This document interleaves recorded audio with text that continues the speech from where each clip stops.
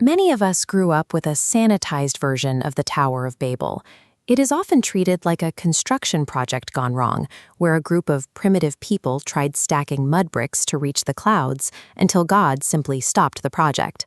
But the biblical writers weren't describing a failed building project. They were documenting a calculated coup. Babel was the birth of a system designed to synchronize human labor, language, and worship into a singular machine for human ascent. Genesis 11 records a highly specific architectural detail. The builders deliberately chose to make bricks and bake them thoroughly, using bitumen for mortar instead of stone and traditional clay. To understand why those materials matter, we have to look at the man who chose them.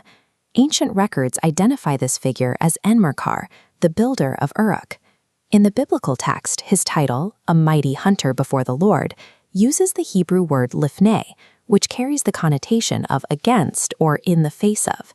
While traditional kings were called shepherds who guided their flocks, Nimrod utilized the unique window after the flood to hunt the imago Dei, the image of God in man, by capturing their autonomy within a systematized world. These bricks were the tools of a political and spiritual revolution. Together, the man and his materials created the world's first open-air prison, designed to encode a reality that functioned entirely independent of its creator. Consider the nature of a stone. Every stone is formed by God, irregular and unique.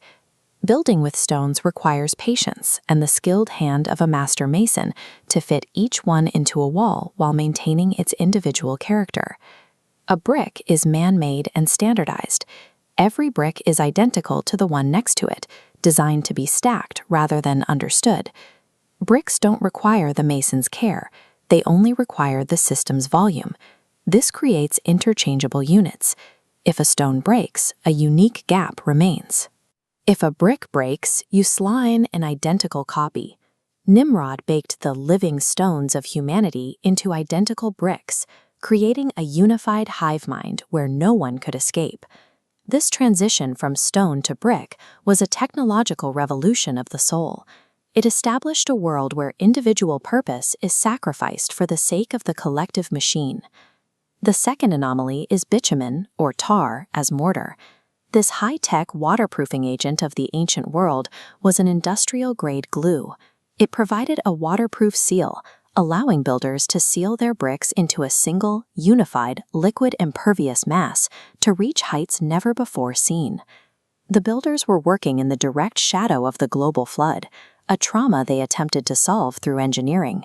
In a dry desert, the use of industrial-grade waterproofing for a tower serves only as a contingency.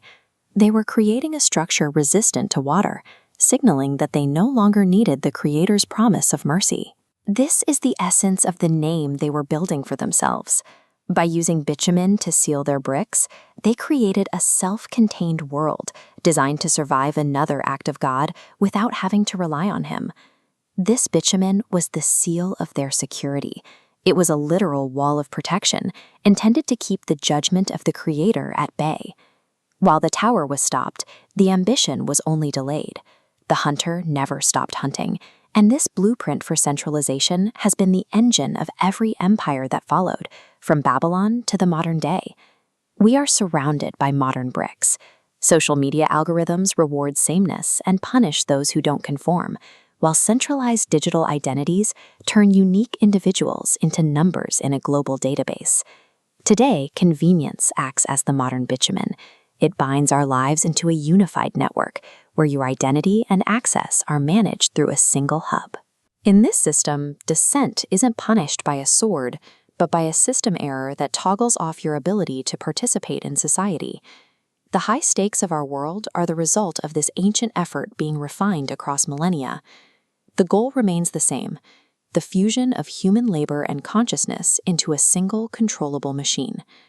The Father's response at Babel was an act of mercy. By confusing the languages, He introduced a divine diversity that serves as a buffer against total tyranny, ensuring no one man could ever fully own the world.